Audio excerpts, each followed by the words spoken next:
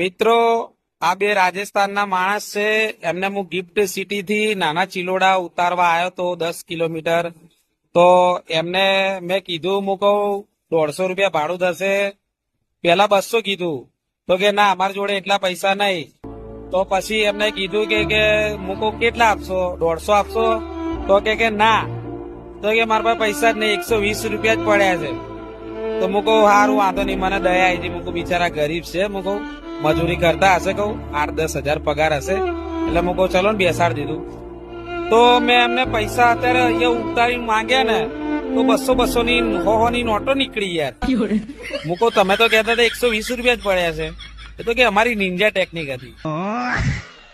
અને પગાર પૂછ્યો તો કે 45-40 હજાર કમાય છે. બોલો